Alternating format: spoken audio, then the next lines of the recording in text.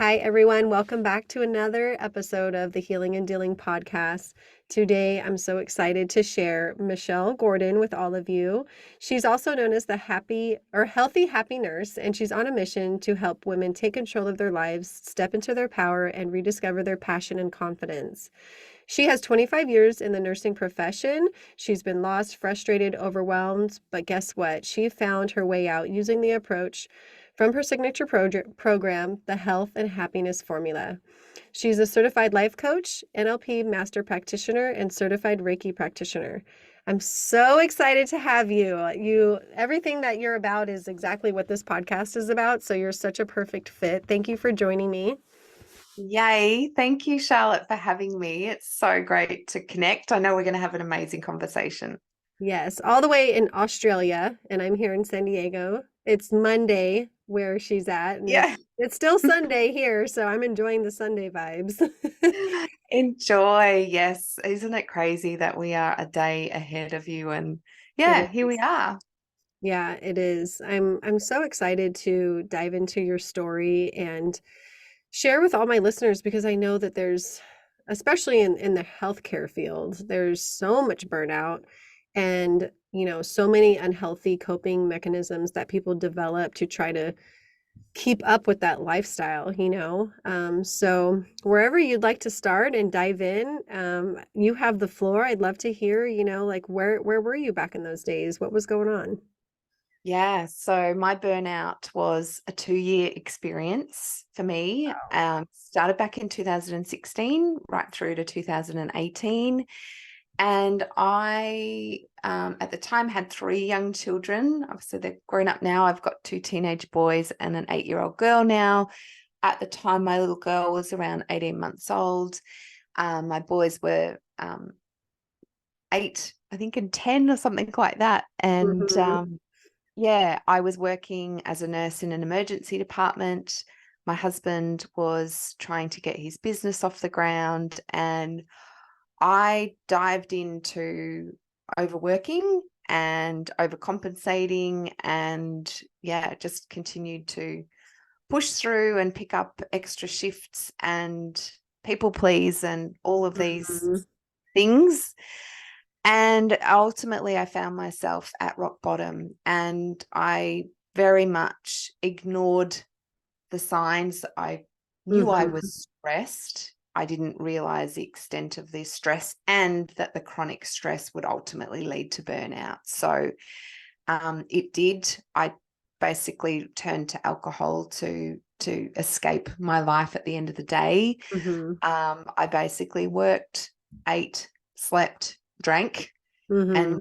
that was my life on repeat. And to really cope with how I was feeling, I turned off my emotions. I Mhm. disconnected. And I was, like I said, drinking to escape. And I just poured myself into my work because that felt controllable for me. Mhm. And ultimately, I got really sick. My physical health deteriorated. My mental health deteriorated. My relationships were um, really being affected. My husband and I, Mhm. had sort of Mhm. disconnected from each other. I wasn't present for my children, and I hit rock bottom. Yes. So yeah, I woke up one day and just knew I had to make a change because I was giving my all to everyone else. Like I was giving my all to my work and my Mhm. patients. And everyone, I guess, around me, I was sort of showing up for them, but I wasn't showing up for myself or my family. Yeah. That's crazy. It's showing up for everyone but the most important people, right? Yeah. Yeah.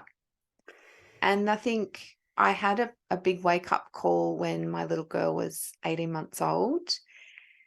And I came home from work, had a busy shift as usual, sat down on the couch, poured a glass of wine, poured myself a glass of wine, sat down. I'd had a couple of glasses of wine by that stage. And she was only 18 months old. She walked right out in front of me, came straight up to me, reached out like this tiny little human being and reached out Mhm.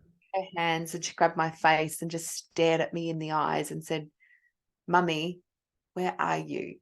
Oh my gosh. That Yeah. that gave me the chills everywhere. Yeah. And that was the moment that I went, whoa, it was like a complete jolt back to reality that I went, what am I doing? Mhm. What is all this for?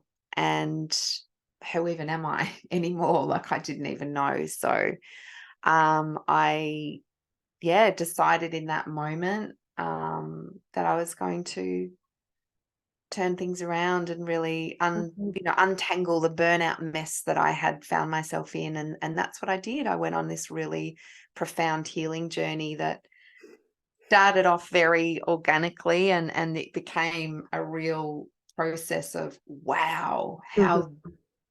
how what a tangled mess I'd found myself in. Wow. That I'm sure so many people can relate with that. I know I can, especially like that moment with your daughter. Wow, that like made me emotional because I feel like I've been there where it's like you're there and you're around them, but you're not really there. And I remember when I was drinking, I would look at pictures from like the night before and it was just a regular night at home and I wouldn't really it was fuzzy, like I couldn't really remember.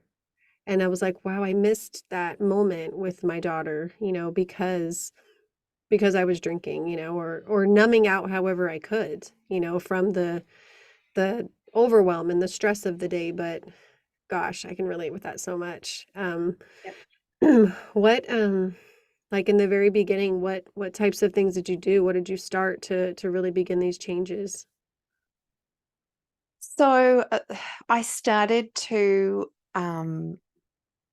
I worked with a life coach, and I had tried over that 2 years, I'd tried sort of traditional counseling and therapy, Mhm. and it just didn't move the dial for me. Yeah. I didn't find that I was getting any forward movement. I was talking about my feelings, but I had just completely disconnected from my feelings. So I was like just this numb robot talking about Mhm. something, but it wasn't even integrating. So Yeah. that I sort of shelved that and went, oh, well, what now? And I stumbled across a friend who talked about life coaching, and I contacted this coach that she had some results with, and that really started to put me in the driver's seat of my life. I really realized then that I had control of my destiny and how Mhm. I could show up, that I didn't need life to happen to me and beat me up every day. Like I could essentially take back control. So that sort of took me, I did 3 months there, and it started to shift things for me. And then I finished up there. I dived into my health and fitness, and I started to take some time out to myself and quieten everything down, and that was a lot of, I guess, solitude time for me. Mhm. So being with myself a lot, because I was so used to being in a crazy busy emergency department and amongst lots of people all of the time, Mhm. being on my own um, was a very foreign thing for me, because I constantly had surrounded myself with lots of people. And Yeah. I think I had done that, looking back, very deliberately, because I was Mhm. a people pleaser. I needed validation, and that meant Yes. having people around me. So being on my own really helped me start to untangle a lot of my thoughts and process a lot of those thoughts, and then start to really connect back with my feelings. And when I started to do that, I listened to a lot of podcasts. I started to do some master classes online. I really started to get curious about how Mhm. my brain was working, and why was I doing the things that I'd done that ultimately led me to burnout. Mhm. And um, I uncovered, yeah, my people pleasing. I uncovered a level of perfectionism, Mhm. and I really uncovered that I was overcompensating and had been overcompensating in my life in terms of my work. because I got a lot of validation and my self-worth from there. So Mhm. yeah, that was a really big journey I to bet. open all of that up. Yeah, gosh, I can seriously relate with all that you just said so well. So I'm sure so many other people can. I kind of want to dive into the piece about your work really being a part of your identity and your self-worth. How were you able to separate the two? Because I know for so many people, how they perform at work is what they think of themselves, or that's how they can tell what they're worth as a person. And it's really totally separate. I talk about this a lot, even just with my friends and my coworkers. It's like this job doesn't define us. This job isn't doesn't define our worthiness. So what was it like for you to separate that, especially being a nurse and being in that, that type of workplace? I can only imagine how much harder it must have been for you. Yeah. So what I had realized was, yeah, I was Michelle the nurse. That's who I had been for so, like, as soon as I was 18 years old, I went into nursing and did my degree.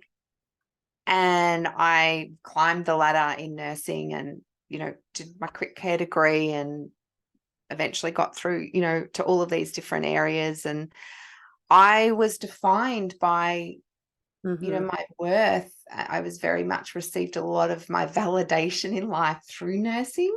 Mhm. And this whole process um, was about me realigning with the core of who I was without the nurse label. And Yes. I didn't know who that was. Like Yeah. I did, but I was like, I'd lost her. Mhm. I'd lost this, the real me.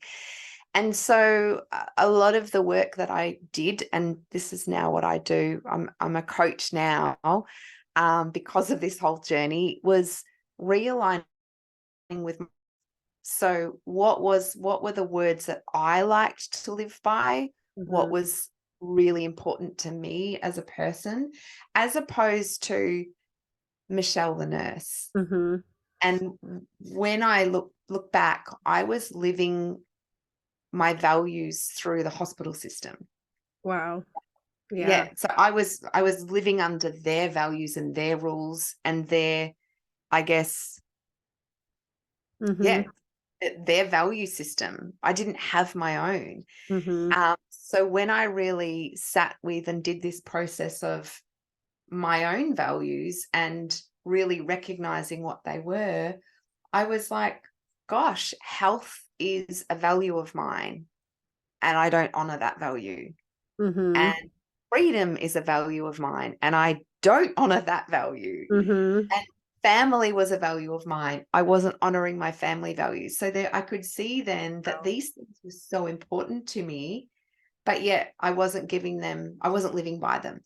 Yeah. You were like resistant on everything. Like, Yeah, because I was showing up under a whole mhm. different identity that wasn't all of me. It was just one little part of me. Yeah. Yeah, that's so interesting. Oh, I love talking about this. So once you I think I did the same exact thing in the very first program I took. I went through writing down my values, and at first I was like, gosh, what are my values? Like I had such a hard Yes. time even thinking of one. I'm like, okay, family, I'll go with family, because I'm a Yeah. mom and a wife. But like when you really have to sit with yourself, I'm realizing that that is a key part of so many people's healing journey is being with yourself. I know for me personally, I had this job for about 9 months that I was just at a desk, and it wasn't case managing. It wasn't, crazy social work life. It was a totally different, field. It was in healthcare, but I was just checking people in for mammograms. So it was super easy, very low demanding. I don't even know how I got there, honestly, but I was there. And that's when I was able to take that program. And I was sat with myself every day. I didn't have, a ton of things to do. That's when I could process, just like you said you did. You gave yourself time to come back to your emotions and figure out, what's going on inside of me and who am I? And, just unveiling after unveiling and covering all of these things. And it all came down to having that time with myself. Yeah. It truly did. So, and I was just talking to someone else before this, and she said the same exact thing. So there's a theme for sure, and it's about we surround ourselves with so many people and things to do and checklists, and we have to do this, we have to do that, that sometimes we just need to take a breath and just be with us, with ourselves. I love that. And I hadn't done that for, Yeah. oh, I hadn't done that for the longest time. I just got swept up into my nursing profession and Mm-hmm. world and family. And there were so many other things that were vying for my attention that I just, yeah. And then I got a lot of validation from that as well. So that Mm-hmm. was, fueling my ego Oh yeah. and making me feel very needed and wanted, I guess, in this world. And not, I wasn't conscious of that. It just was Mm-hmm. like, oh, I'm getting validation here because I know I can do a good job. And I very much just would pour myself into work because that's, what I felt great at. And yeah, it was definitely coming back to when I, decided to stop all of that and sit with myself. That was so hard because I hadn't done that. And being in that solitude of my thoughts Mm-hmm. and my feelings was just so foreign. Yeah, Mm. and being, pouring yourself into the nursing was safe for you. That was your comfort Yeah, zone.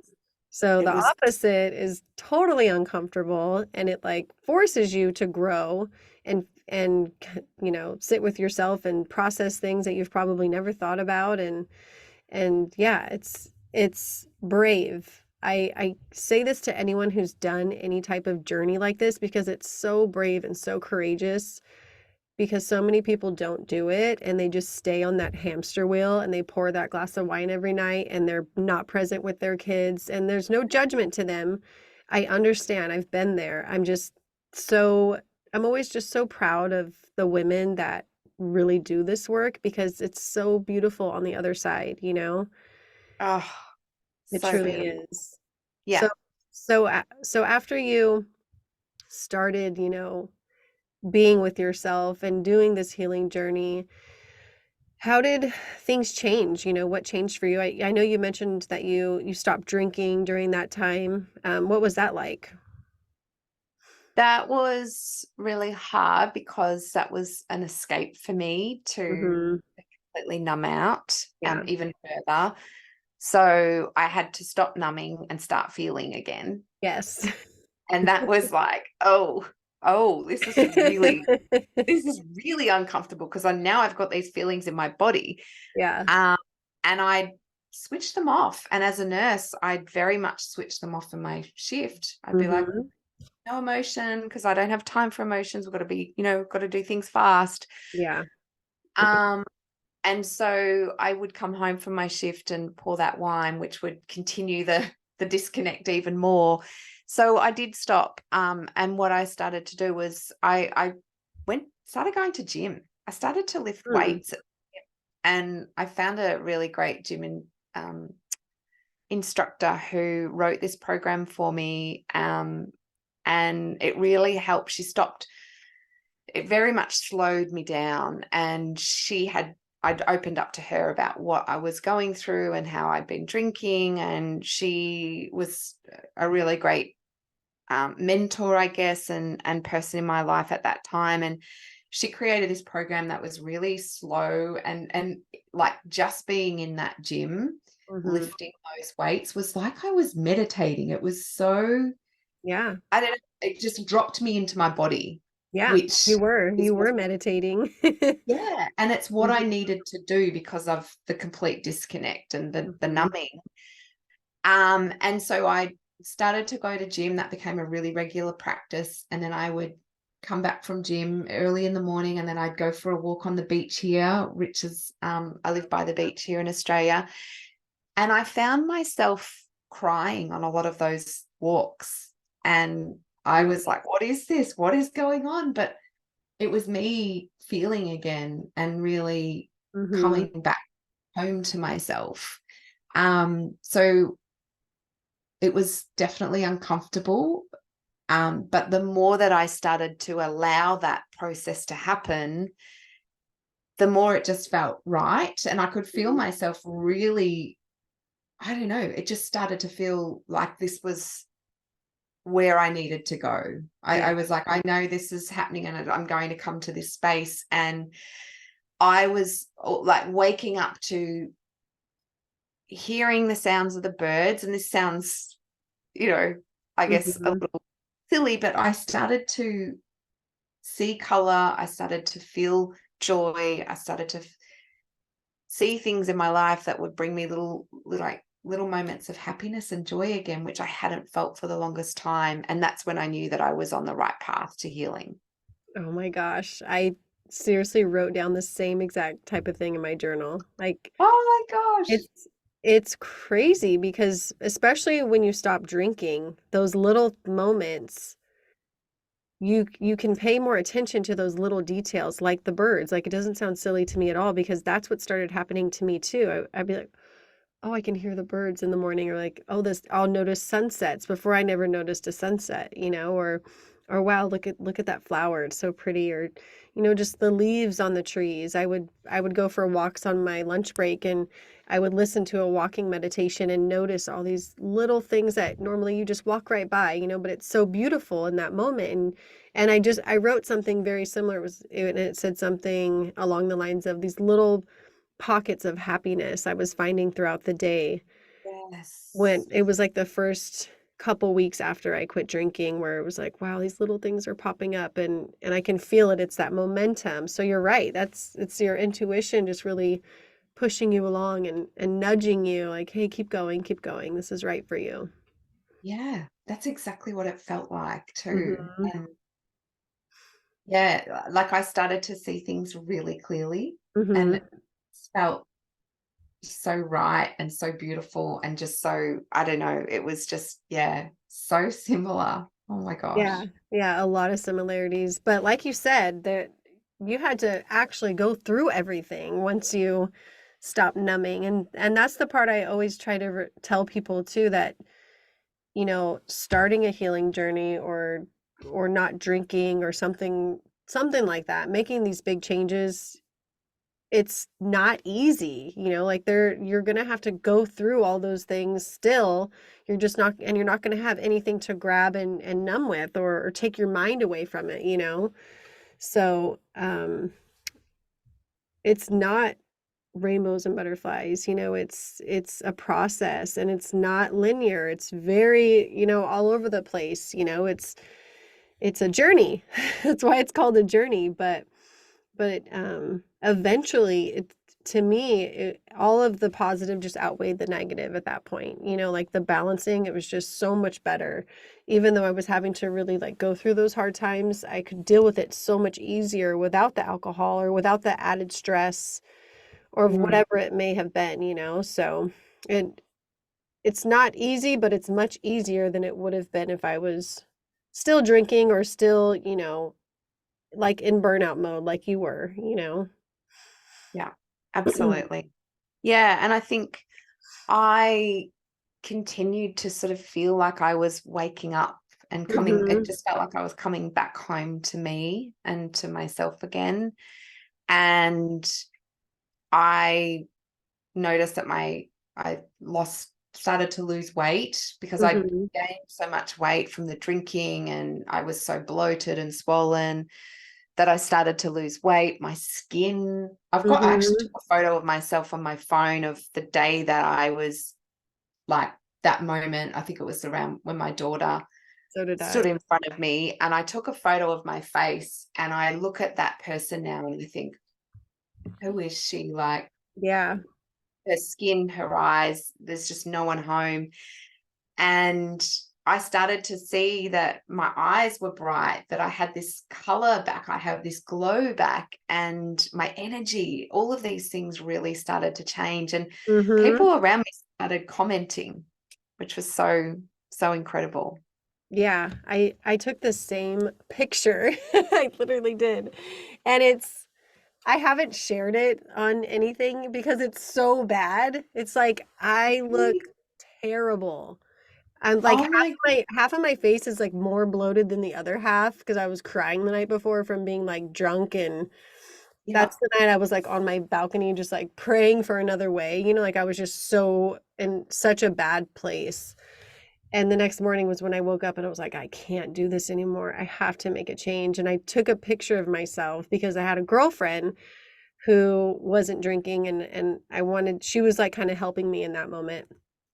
And it's so bad. Oh my gosh. I'm like red, I'm splotchy, one eye's all like I should share. Oh, wow. You should. I've shared mine on Have you? Instagram, and so many people are like, "Oh my gosh, that doesn't even look like you." But it was just that profound moment. And I remember Mhm. that, like what you're saying, Charlotte, of just I'm praying. It was almost like I made a deal with God or the universe, like Mhm. I'm going to change this. Yeah. Like this is the moment. Like let me, you know, get through the night, and tomorrow it is like I'm not doing this anymore, which is Yeah. what So sharing. similar. Yeah. Yeah, it's so great to have people that understand these types of crazy shifts and breakthroughs that happen. It's Mm, so nice to talk to someone that understands that because it was yeah, it was a crazy journey. I think I'm about like 2 well, I'm alcohol free for 1 year, but I've been kind of on this journey for 2 years. amazing. Yeah, like the first year I was still drinking and I just knew it wasn't right. I knew it wasn't right for me. And I kept telling, you know, my coach at the time, because I had a coach, I'm like, I just want to stop drinking. It's holding me back. Every time I get so far forward and I'm feeling great, I'm meditating, I'm journaling, I'm just like, all of these things, all these layers are falling, and then I drink and it's like I have to start all over again. It's like Yeah. lowered my vibration so much and it made me so depressed after and so anxious after that Mm, it took me that much longer to get back to where I was. It just did nothing for me positive. yeah, absolutely. And it's so good. I stopped drinking for, oh gosh, I can't even remember now. And I did, really wonder how am I going to navigate this? Do I drink again? Do I not? Do I like, and I live in Queensland, Australia. We, a very big drinking culture here. Not that, Mhm. you know, that is what it is, but I sat with that for a while, and we have a surf club here, which is who we're involved with surf life saving, and it's a nice thing to go and sit on the balcony of the club and just have a beer overlooking the ocean. So one day I decided to do that with the group of friends that we're with and my husband, and it was fine. It was okay, and it was almost like I didn't need to drink to medicate or numb. It was Mhm.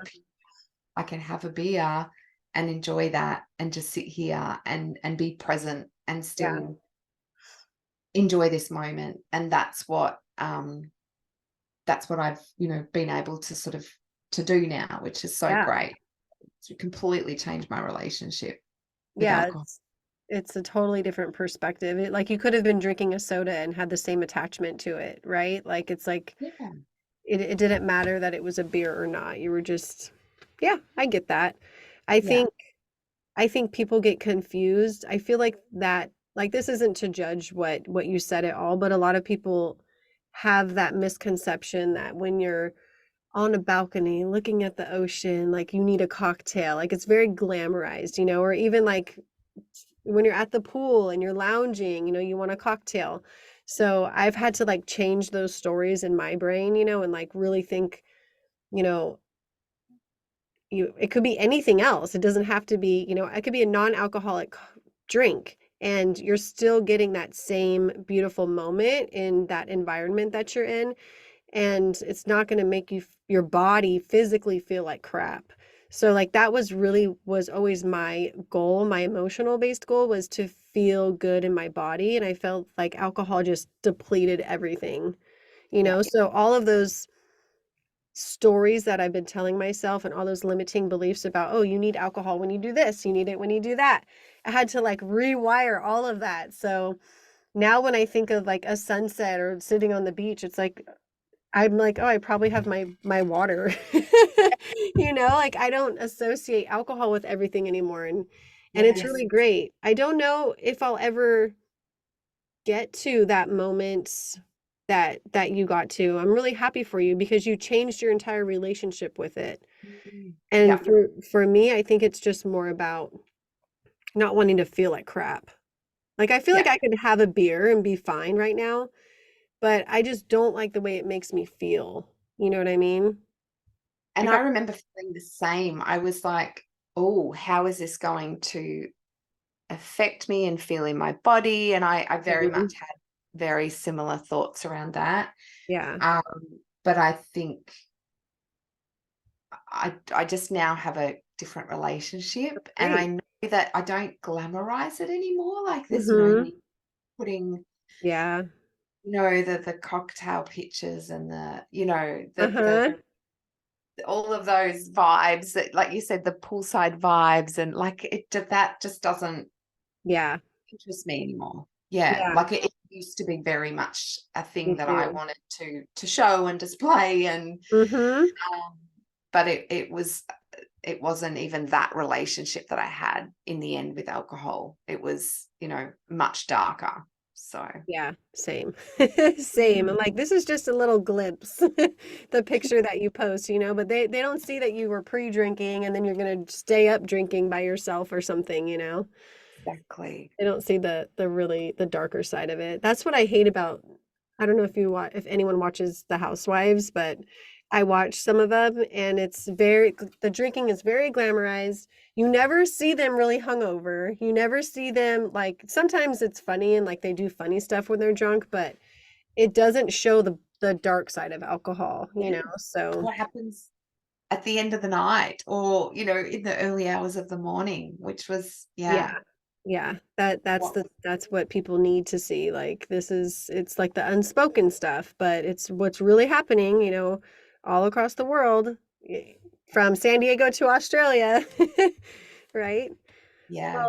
Well, I think that's great. I think that that gives people motivation that, if you want to change your relationship with alcohol, it doesn't have to be forever. It does not. And it could just simply be like, you know what, I'm going to take a break and find out who I am without it, Absolutely. and that alone is like you could do so much with 6 months of not drinking and just really focusing on yourself and your healing journey and just taking a deep dive into you. So I think that it's beautiful that you changed your relationship with it and now you can have a beer and you're like, what? It's like not a big deal.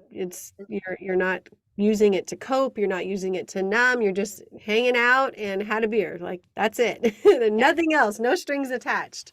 yeah, Yeah, absolutely. And I it's think, great. yeah, like you said, if anything, just having a break and really sort of untangling your relationship with Yeah, alcohol is really important. And can you allow yourself to do that? And if not, great. what's coming up? Because that Great. Like therein yeah, lies, yeah, a few answers if you're willing to explore it, which I really recommend people do. yeah, that's so true. Like if you can't and you're feeling pushback, then look at why you can't. Exactly. For me, it was like, oh, well, there's a party next weekend. I don't want to stop now. Or, me and my friends, that's how we bond. I don't want to stop drinking. I won't have any friends. Or, like any little thing I could think of to just keep drinking, right? Until I realized, you know, it just all I had so many limiting beliefs around it. It was crazy how many I had to really break down and say like, okay, no, it didn't do Mm, that for me. It was like everything was a lie, all of it. So once you're willing to do that, yeah, you can uncover some really big stuff. And I figured out honestly that I was only drinking to basically like fit in, like yeah. from a very young age, like 13 started drinking, and that's where thought I was confident. I thought I fit in, and it just carried on. So it's And then pretty. when you untangle that, it's Mm-hmm. just back to I didn't feel worthy enough, or I didn't feel, yeah, good enough. And when you can pull that apart Yes. and take off the layer of the alcohol or whatever you've put on top to Yeah, keep it through, that's when you get to the root cause of, exactly. yeah, Yeah, I had to write out all my fears around not drinking, and yeah, they were all based around other people. They didn't have anything to do with me, that's what made me realize, am I drinking just to, because I'm sort of an introvert, so when I would drink, I would get really social and people, liked me and I could talk to anyone. yeah, And so it was like I was drinking to be able to turn into someone else, like it wasn't really who I was. I'm really just a quiet person and that's okay. I'd rather talk like this any day and have like meaningful, beautiful conversations. yeah. So, Wow. yeah, so much to uncover even when you take a break. So, I'm curious, are you still nursing? I am. So I left my role as a permanent nurse a year and a half ago, and I took time off. So after my journey through burnout, I went and did my life coach certification. Oh, great. Awesome. Yeah, so I became a coach because of the profound, journey Mhm. that I went through and the changes that I had in my life. I just wanted to dive further into this work and Yeah, really help other people. So I became a coach. I did my neuro linguistic programming practitioner certification as well. I started to work with lots of women and nurses and help them through their burnout journey. that's so And great. then, yeah, in last Mm. year and a half ago, I left my permanent nursing position, so my emergency department position, to really go full time in my coaching business, which I did. There you go. That's And awesome. yay, Congratulations. yeah. So now I've still got my nursing registration and I do some casual shifts as an health and safety nurse. So every now and then I pick up some work doing workplace medicals, which is just for me Mhm. to keep my registration up. So I'm like Yeah, still teetering on completely leaving nursing altogether and yeah, letting go of my registration. And yeah, I'm very much full time in my coaching business. So that is awesome. I'm curious, like what would be the perfect woman to go into your coaching program? Like who do you serve? I help women who are feeling like they're on the hamster wheel, who Mhm. are burning out, frustrated and overwhelmed with life, Mhm. and who feel stuck and very lost. So, you know, who, if there's a woman out there who's like, I'm lost, I'm stuck, I'm frustrated, I feel like I'm on that hamster wheel and burning out all the time, then that is the woman that I help. So I help them really come back to the core of who they are, Mhm. really find their authentic inner alignment of their core self, their values, their deepest goals and dreams. I help them untangle and clean up the patterns and programs and limiting beliefs that have been keeping them stuck, and re-regulate the nervous system so that they feel energized and alive and feel whole again. So that's who I help. And yeah, my programs and coaching, what took me 12 months now takes my clients about 3 months to go through. So yeah, it's a really beautiful streamlined process now. I've really honed it and perfected it over the last 3 years. And I've got women that have come to me, really end stage burnout, a complete physical and Mhm. mental collapse. And within 3 months, they're back working again. They've stopped drinking, they're energized, they're alive. Yeah, it's That's just, beautiful. You are doing amazing work. I love it. It's my favorite thing to do. Yeah. Yeah, is I'm so curious though, do you ever miss like the fight or flight, like crazy hectic environment of an emergency room? Oh gosh, it's so funny that you asked that because I do at times, Mhm. and I've still got lots of friends who work in emergency, and I still hear all of the crazy stories. And it's the adrenaline dump. So when you're in that environment, your adrenaline, kicks in, and you can be just functioning on adrenaline for 8, 10, 12 hours for the whole entire shift. It's exciting, right? Because you Mhm. get that whole adrenaline load through your body, and it makes you, just feel like you're invincible and you're saving lives and you're doing all these things. Mhm. But if you're doing that every day, which I was, it's not healthy and Right. sustainable. So yes, a part of me does miss it, but I know that it's not something that I could go in and do every day like I was. Yeah. So yeah, that the excitement of that crazy paced environment, Mhm. um, yeah, it's exciting, and it is quite Yeah. crazy, but it's not. I know that if I go back in there and if I do a week, I'll be like, "No, get me out of here. I can't do this anymore. This is Now, crazy." yeah, now you're grounded and you feel, you're like Yes. good with yourself, so you wouldn't put yourself back through that. That's awesome. That shows that you're truly like on the other side of it. Yeah. I'm always curious about that because coming from someone who, grew up in a really chaotic household, I tended to find the chaotic, job or the chaotic relationship because that's where I felt comfortable. So now that I've, untangled all of that, I love that word that you've used a couple times because it's so true. Now that I've entangled all of that, I'm just very content with being like this. Like, I don't need Yeah. a bunch of crazy stuff going on. I'm just like, I love this. I love being nice and steady. I don't need any extra drama or like heightened adrenaline. So yeah, but I do remember having that like need for it, because it was I just lived in fight or flight mode for so long that that's where I felt comfortable staying in, you know? Yeah, absolutely. I so relate to that. And that's where I think shifting my identity of I'm no longer the ED nurse in that Mhm. fast-paced environment. That was a real process too of I don't need that. I thought I did, and I thought that was who I was, but I'm not actually that person. Like you Yeah. shared, I just like calm, Yeah. control. I like flow. I like ease. Yes. I like space, which Yes. is yeah. Absolutely. That actually brought something up because I was going to say this earlier, when you were talking about, oh my gosh, now I lost it. I was going to say it earlier, but there was something you just said.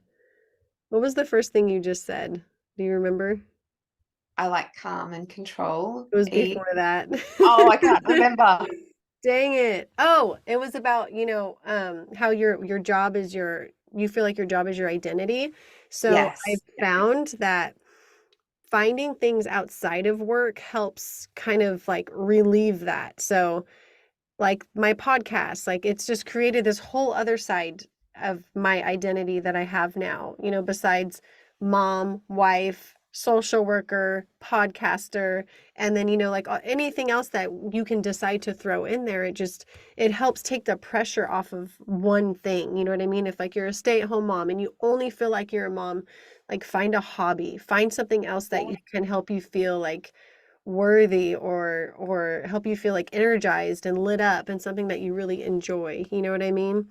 Just like Yeah. some advice for the listeners if you're feeling like that because I felt like that too and I know a lot of people listening, like even friends that I have that listen, they feel like that. They're like, my job defines me. And I'm like, no, it doesn't. You can do other, you can find your identity outside of your work, and your work can just be your work, like it can. Absolutely.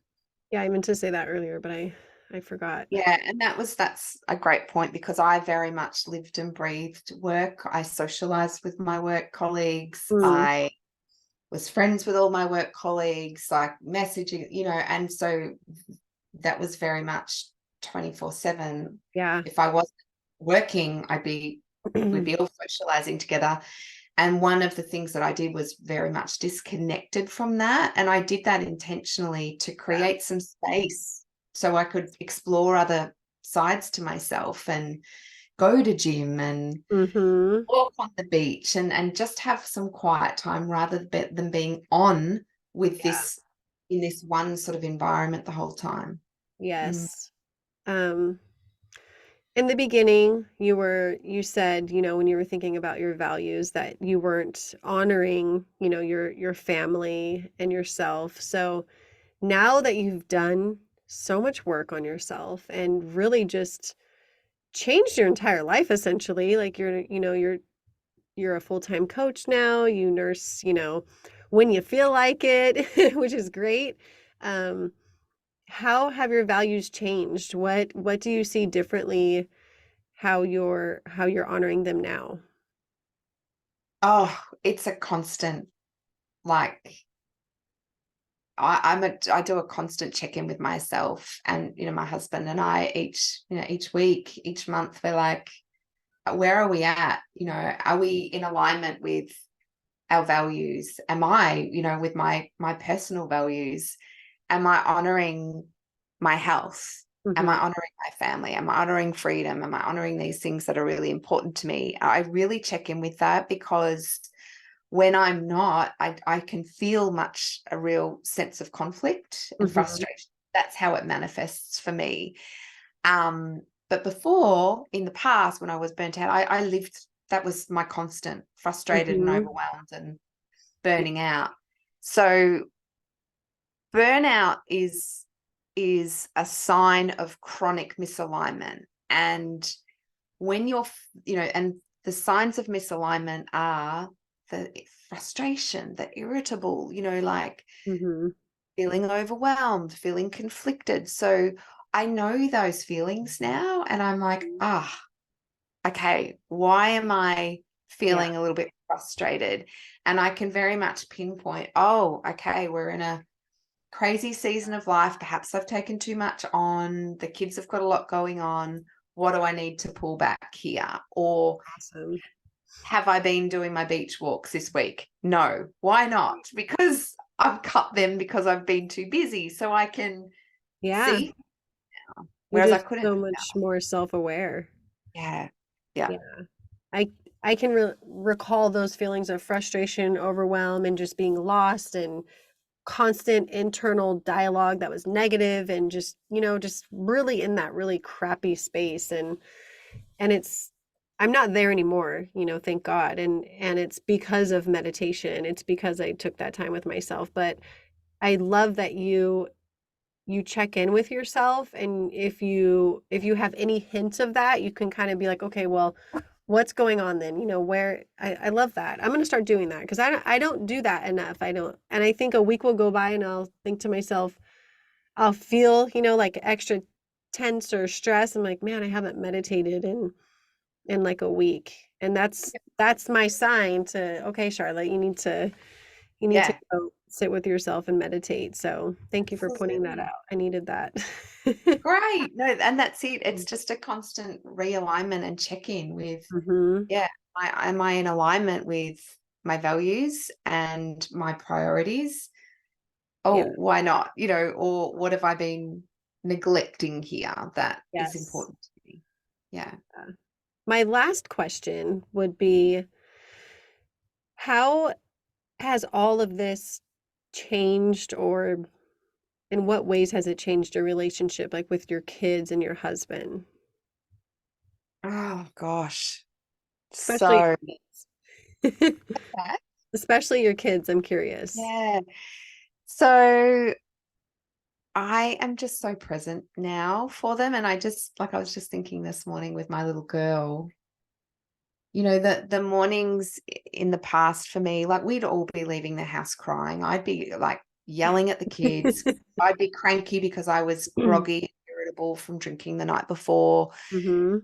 tired, and we'd get up late and then we'd be all rushing. And my three children, like I remember one day driving to school, dropping the kids off at school and my little girl to daycare, and we were all crying. It was Yeah. just a horrible mess. And this morning, like I sit with my little girl and we had a chat and I was brushing her hair and doing her hair. And it was just like, I'm just so there with her. And she was Mhm. talking to me about um, the end of school, and she's got a concert tonight, which is really exciting. And she's singing at, and Yeah. I'm just, it's just beautiful because I'm so there to have these conversations with her. Mhm. And all Yeah. the boys walk off, and one of them's finished school now. He's going out into the workforce. The other one's finishing off his last 2 years in like high school, which is our senior school here. Mhm. And I can have like these beautiful, present, grounded conversations with them without just being a Yeah. crazy mess in my head of overwhelm, which is where I was. So Yeah. yeah, does that make sense of Totally. the space that I'm in? 100%. Yeah. Yeah. 'Cause and doing all of this work and healing yourself just it creates so much more space for you to hold for your kids. Have Oh, those moments with them. Yeah. I can totally relate. Like it makes me emotional thinking about like thinking back to the times when I wasn't present and I was like that too. I'd be yelling, "Hurry up." And it's like just that toxicity that we were projecting onto them because of our own issues and our own stuff that we hadn't healed yet and our kids were suffering because of it. oh And my God. now it's like how beautiful is it that not only did they do they get to reap the benefits, but they got to see the transformation. You know, like I don't know how old your youngest is, but my daughter's 8, so she's really Oh, so fine. oh, perfect. We have so much in common, it's crazy. But she really got to be involved in it. She Yeah. really got to like even today we went out to lunch and someone had I really love micheladas. It's like a tomato and beer drink with like bacon and they can add a bunch of stuff. It's like a Bloody Mary. And I was Yeah. like, "Oh my gosh, that drink looks so good, but like a non-alcoholic version." And she was like, "Don't even think about it, Mom." And I'm like, "Relax. I'm not gonna." I'm like, "She listens way more than you think, you know?" I'm Yeah. like, how did you even like what's going on here?" And I told her I'm like, "Baby, I don't want to drink alcohol. I just want to have like those flavors. I like, you know, the michelada flavor." But it's funny because they're just right there along with you, little sponges, and they're Oh my also God. little mirrors for us to look at where it's like, "Oh, she's doing what I do." You know, like I need to Mm. And So, that's what I realized is my children were little sponges, and mhm. they saw the worst of me, which, I did have a lot of guilt and shame around that for a long time. I've been Yeah. able to deal with that myself now, and Mhm. forgive myself for that. And I very much now is I'm so present for them and so grounded for them, and I'm not in my head like I was Mhm. in that cycle and pattern. And the gift that that has given them is exactly, like what you said, that they're seeing the change. And I remember having a conversation with the boys, not long after I went through my healing journey and I said, do you like the way that Mum is now? Mhm. Yes, Mum, it's so good. You're so different. And they couldn't put that into words, but they knew that there was a big, profound change in Yeah. how I was just around them and showing up. So, and here I am 5 years later. It's just we Wow. have a beautiful relationship, and I can have conversations with them now that past me would have been spiraled into overwhelm and chaos. And Mhm. now it's just a really nice conversation and give them the guidance in their lives as they're, growing up as well. Yeah. Mm. Having that space to be there for them in their journey. It's so Yeah. great. So Yeah. great. You are doing amazing stuff. I'm so glad we had this conversation. I truly am. I feel like I'm gonna be you in 5 years. I don't know.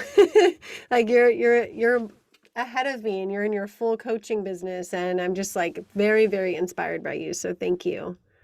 Oh, thank you. I just love the similarities that we've had today in this conversation. It's been incredible. So we were meant to Yes. have Yes, and connect. We were meant to have this conversation. So we thank you so absolutely were. I'm gonna link all your info in my show notes, but if you want to stay here for anyone listening who wants to look you up real quick in their phone, where can everyone find you? Yeah, so I'm on Instagram at Michelle Gordon _coach. So you'll find me on Instagram. And I'm also on Facebook at The Healthy Happy Nurse. So I have lots of different coaching programs and and ways that you can work with me. So yeah, reach out on Instagram is probably the best way to connect. Awesome. Thank you so much for joining me today. I really, really am Thank so you for happy. having me. Amazing. Thank you so much for having me. Alrighty. Talk to you later.